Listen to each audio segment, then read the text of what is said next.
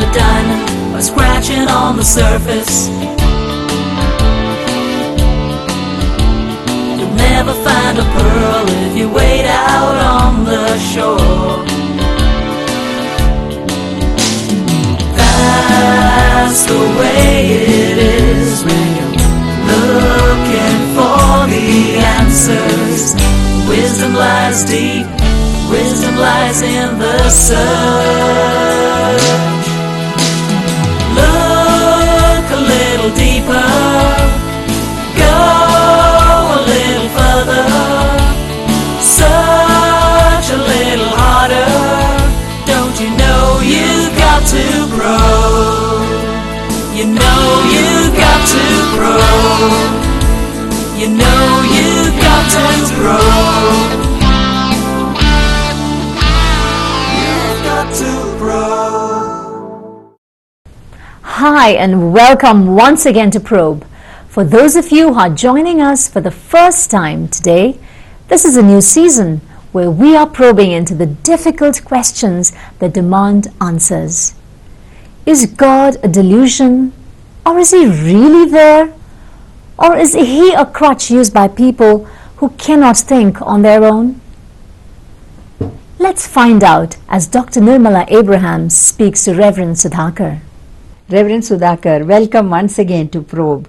Thank you so much for being with us today. Thank you. I'm delighted to be with you. I'm so happy that you are allowing us to ask you difficult questions, which many people I'm sure would want to avoid answering. And in today's episode, we would like to discuss a topic that all the atheists in the world are talking about. And this is God a delusion or is He real? Richard Dawkins, an English biologist from Oxford University, he has published a book called God Delusion. And in this book, he labels God and faith in God as delusions. What is your reaction to this statement? Well, I would like to actually narrate a personal experience. Sure. I go to Oxford every year, at least for 6 weeks, Okay. because of my PhD work. Okay. And while I was there was supposed to be a debate taking place between Dr. William Lane Craig, Yes. who has a PhD in philosophy from the UK and a PhD in theology from Germany. Wow. He's an American scholar.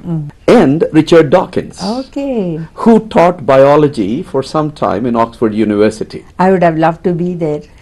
But the interesting thing was, Richard Dawkins failed to show up, Oh. knowing that William Lane Craig, whom we invited to Hyderabad for the first time ever 2 years ago.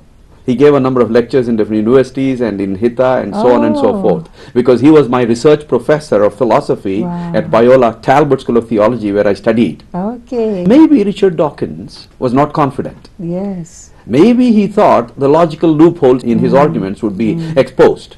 So he didn't show up. That's And interesting. the organizers kept a chair for him and left a notice for him in the newspapers and Okay. everywhere. If you change your mind and come into the auditorium, the moment you enter, this will cease to be a lecture by Dr. William Lane Craig, It'll be a debate. and it will be a debate. We are still keeping the option open. Okay. And then in the newspapers I was following, he says, William Lane Craig is no match to me. Oh. And the secular newspapers said, a man with a PhD in philosophy and a theology, if he is no match for you, who is a match for you? Tell us, we'll bring him. They ridiculed him. Okay. So that should help us to understand something about Richard Dawkins and his idea that God is a delusion and faith in God also is a delusion. Well, he has written a book, he sold a number of copies. And I know of another book written by another person who has 2 PhDs. Okay. One in molecular biology and one in theology. And until recently he was teaching right in Oxford University. He's none else but Dr. Alistair McGrath. And he wrote a book in response to this book, and the title of that book is Dawkins' Delusion. We have to now decide whether Dawkins is in delusion, thinking that God is a delusion, Yes. or if our belief in God is a delusion, if we have solid rational evidence, scientific evidence, experiential evidence in support of our claim that God is real and not a delusion, then it is actually Dawkins who is in delusion. Yes. So that would be my initial response. Okay. So what logical reasons would you give to prove that God exists? Well, logic is at the very foundation of science. I'd like to say that even science is based upon the principles of logic. In Yes. fact, every discipline of knowledge is founded upon the principles of reason and logic. Now, one of the most foundational principles in science is the law of cause and effect. Yes. That every event needs a cause. Every effect needs a cause. Right. And that's what we experience all around us, all our lives. Yes. If there's a wristwatch, a watchmaker should be there. Right. If there's a book, the author and a printer should be there. If there's a building, a builder should be there. A piece of art, artist must be there. If there's a poem, a poet or a poetess should be there. If there's a prescription, prescriber should be there. Yes. In the same way, if the universe is proven to be an effect, then we should look for a cause. Some people try to deny the law of cause and effect by talking about the uncertainty principles of Heisenberg or something like that. But it is now established beyond any reasonable doubt that the uncertainty principle of Heisenberg applies to observed universe but not universe in itself. Yes. It is a universe that is affected by our intrusion, and Right. we are unable to find the location and velocity of an subatomic particle, and that shows our inability to measure. It doesn't show anything uncertain about the position and the velocity itself. Yes. So, the Heisenberg's law of uncertainty, if you apply it to everything, then I will ask, should we be uncertain about everything? Yes. And if we have to be uncertain about everything, we have to be uncertain about Heisenberg's uncertainty principle also. Yes. And whatever you are saying is uncertain. Uncertain. So, the whole conversation breaks down. Right. We will not even be able to get started in a conversation. So, there should be at least some certainties. We are not saying that everything is certain, Yes. but there are at least some certainties. Yes. We cannot be uncertain about Right. everything. That is logically not maintainable. That is at the foundation of science. Okay. And now the universe is proven to be a finite reality. They are saying it's about anything between 8 to 13.7 billion years old. Okay. And 13.7 billions is not infinite. It's finite. Yes. And even in its extent, it is finite. Yes. And if the universe is finite, that means it came into existence. Right. At some time there was an origin. That's right. And if it came into existence, we should naturally, coming from this logical scientific point of view, ask that question about the cause behind the cosmos. So that is a solid argument for me. Who or what is the cause of the universe? Universe. Right. And that question brings us face to face with the reality of God, the Yes, creator, the that- cause behind the cosmos. You know, whenever some bad things happen, like the Twin Towers were bombed, or children are abused, hurricanes take place, or there's economic recession and people become devastated, and earthquakes and so on and so forth. And people ask, where is God in all this? And so they try to prove that there is no God. That is why this is happening. But I want to tell them that they are looking for God in the wrong places. God is not in those things, but God is in what happens after that. When the orphans are taken care of, and when relief goes there and people are helped to come out of this situation, that is where God is. He is in the firefighters who went and fought the fire and helped people to get out of that building. God is there in relief activities. What arguments can you give from different fields other than the Bible to prove that God is not a delusion? All different fields other than logic. Excellent. Well, the scientific argument called the cosmological argument. All right? Yes. The argument based on the question of the origin of the universe. Yes. That is one of the most fundamental scientific questions. Every finite, changing, contingent or dependent thing needs a cause. Yes. And this is the law of causality. I would like to give indisputable evidences from science to establish that the universe is finite. The second law of thermodynamics, Yes.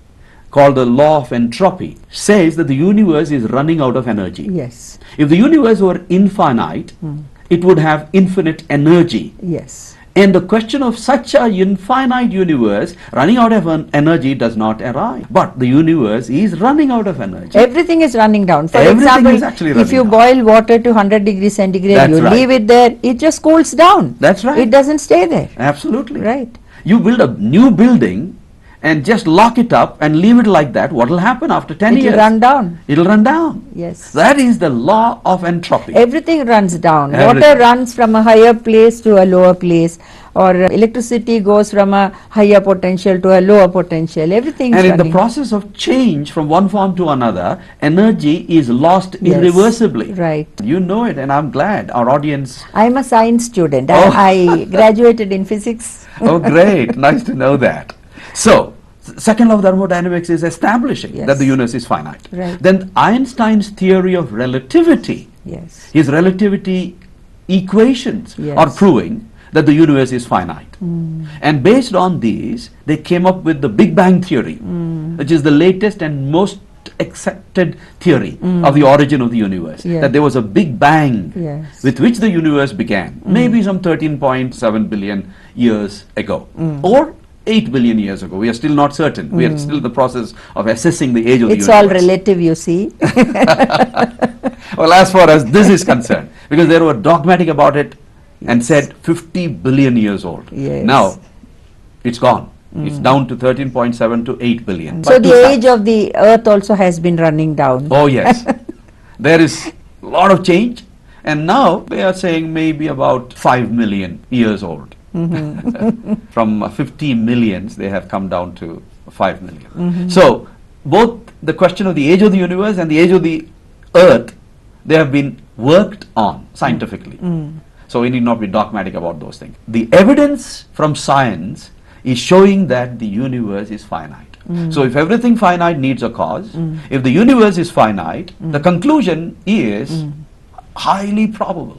You can't doubt, you can't question. The conclusion is that there is a cause behind the cosmos. And also, according to the second law of thermodynamics, Uh-huh. if everything is running down, Mhm. that goes totally against evolution. What they say is that everything came up by the theory of evolution. According to evolution, from smaller things, everything goes up to higher things, which means it's the opposite of running down. So the two are clashing, right?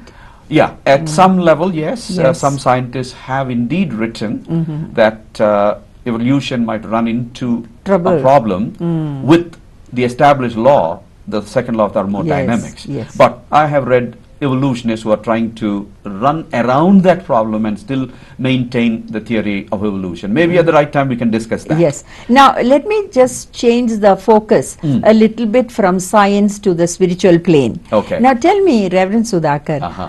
on a personal level, Okay. how did you come to know for sure that God exists, that you need God, that you need God to be in your life? Did any of these arguments convince you, or how was it that you were convinced? Thank you for asking that question. And I think I should be very candid in answering this question. Yes. When I was about 15 years old, I was studying in a good Christian boarding school.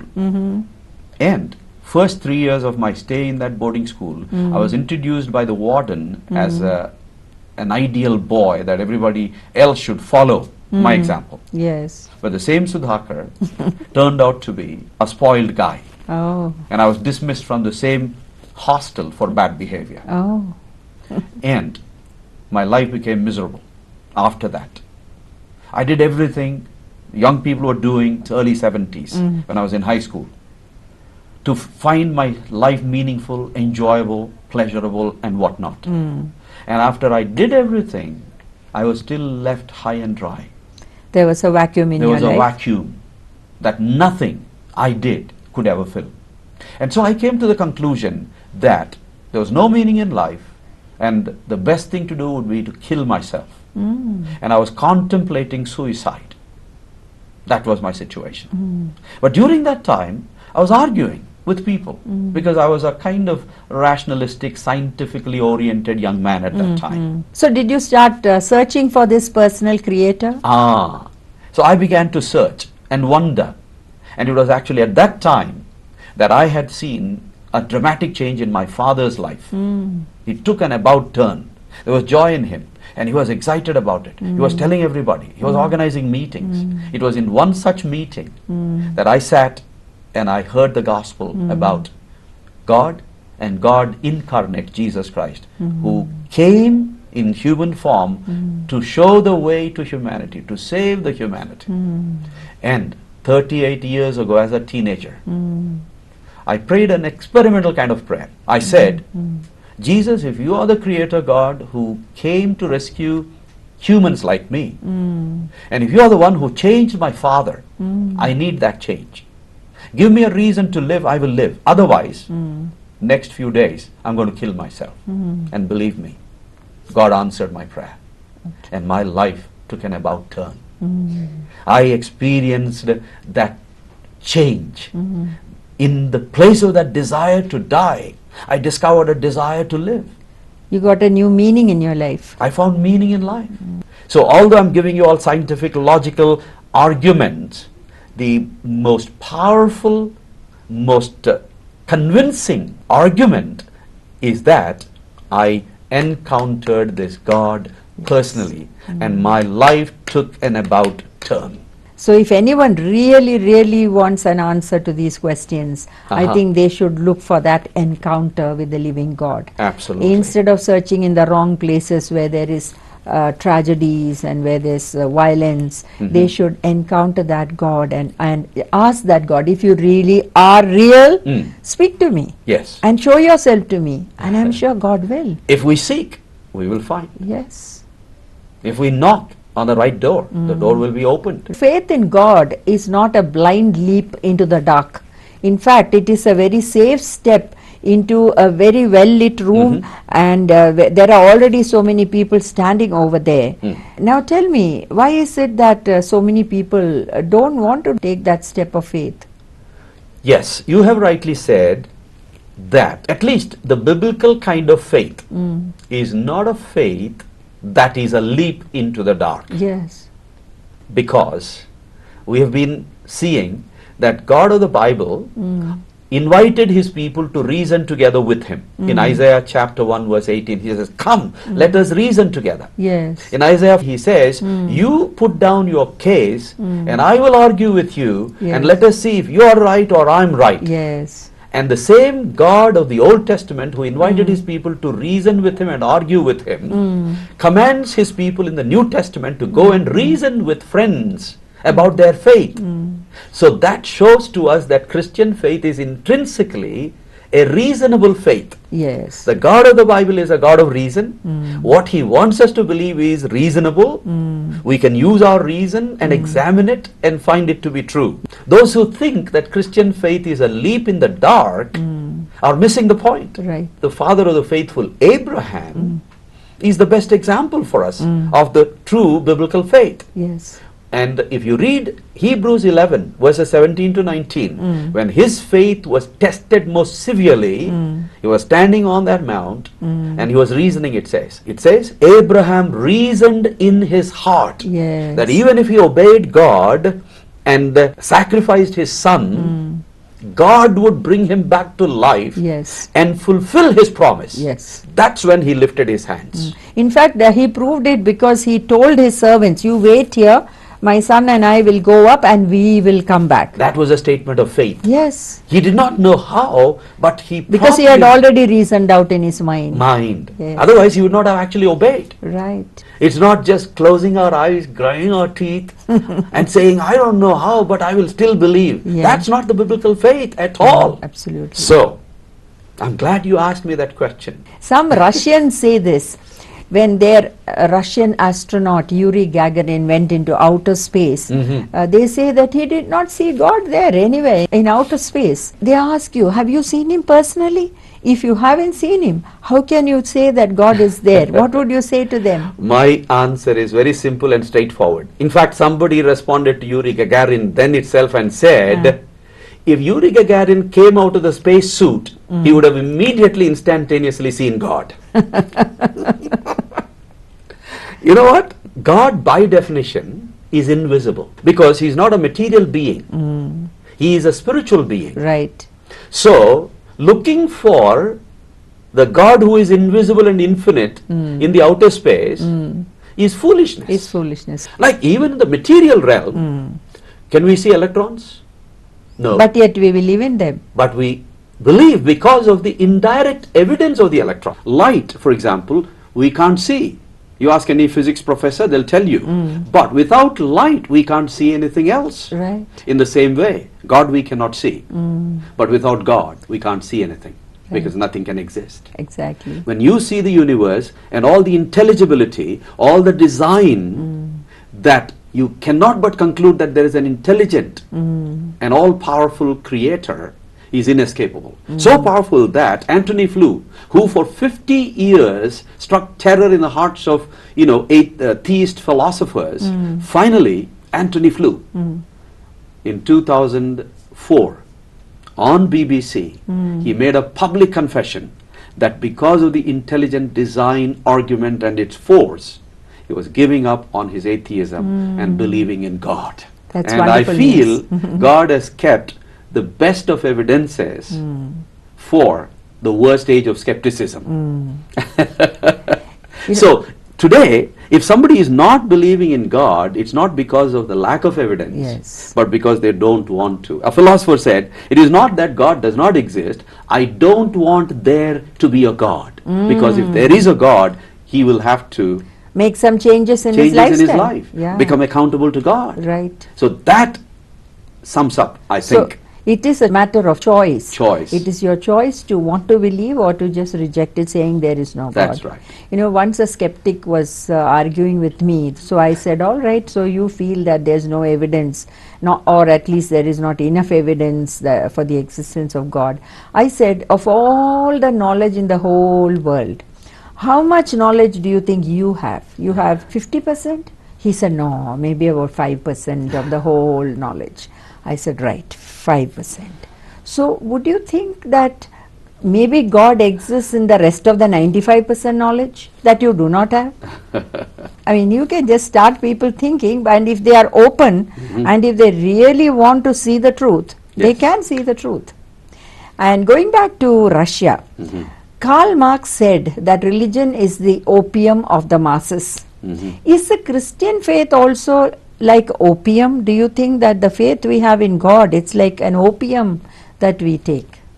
Well, what he meant was that it just sedates people, does not allow them to think, but he's sadly mistaken. As I have shown, from the Bible, biblical faith is a well-reasoned faith. And this faith doesn't require that we should leave our mind outside and then stop thinking we have altogether. to love God with all our minds also. So Christianity is not a mindless, irrational, anti-intellectual kind of faith. It is a faith that is founded upon reason, evidence, and experience of the reality of God. Paul says, what can be known is made plain. Right. Because the heavens declare the glory of God. The firmament demonstrates his handiwork. And Paul says, those who deny the existence of God or put creation in the place of the Creator God are left with no apologetic, no defense, no excuse. Right. Because the evidence is so powerful and so convincing. So you have established without any doubt that there is God, and this God wants to reveal himself to us human beings, and you have said that it is our duty to get to know this God. That's right. But tell us now, before we close, how can one get to know this God if they really want to know God? Well, I know of a man who was about to commit suicide, and he was waiting for the train to come, and he missed the train, And so he thought he would wait for the next train. But from the train that just went by, some pieces of paper fell. And he picked up those pieces, and one of them was actually a part of a gospel tract which said, God loved the world so much that he gave his one and only Son, Jesus Christ, that whosoever believes in him shall not perish but have life everlasting. So if we are genuinely seeking, we will find him, because it's not actually us seeking him, he is seeking for us. So praying a genuine, sincere, open-hearted prayer to the God of the universe will enable us to enter into a personal relationship with him. So would you say a small prayer right now, so that if any of our viewers are in that position now and they would like to ask God to come into their lives, maybe as you say that prayer, they could join with you and they can ask God to come into their lives? Absolutely, Yes. why not? Gracious God, infinite one, perfect one, holy one, loving one, you loved us so much that you came into the world to die in our place and to save us and to give us life everlasting. We thank you for it. And we pray for our friends who might be seeking for answers, who might be seeking to enter into a relationship with you. Reveal yourself to them. Enter into their lives and change them forever. And dear friend, all that you need to do is to just simply say this prayer. Lord God Almighty, Creator of heavens and earth, I need you. Come into my life. Change my life. Give me a direction and give me meaning and purpose in life. For sure, God will hear this prayer and guide you in the rest of your life. Thank you, Reverend Sudhakar. That was really wonderful teaching. It was invaluable. I thank you so much for sparing your precious time to be with us. Thank you. Friends, Jesus said, Behold, I stand at the door of your heart and knock. He who hears my voice and opens the door, I will come into him. And there is no coercion here, because Jesus is a gentleman. He's knocking on the door of your heart. If you invite him into your life, he will come in. But the decision is yours. Well, that's really interesting. The atheists and skeptics can say whatever they like, but there is no proof to say that God does not exist. I personally know that God exists because I sense his presence. I talk to him and he hears me and answers me. If you have any challenges or doubts, do write to us at writetoprobe@gmail.com. Well, it's time to take leave now. Next week, I'll bring you another absorbing episode on supernatural beings. Till then, God bless you. You've got to probe.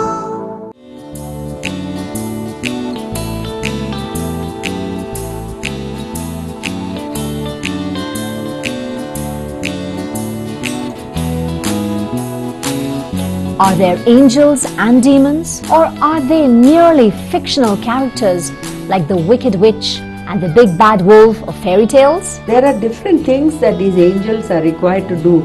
Like the cherubim, Yes. the seraphim, they are depicted as angels with wings. Are they what is known as guardian angels? All these names give us actually the character. Even though demons may have some powers, God is almighty.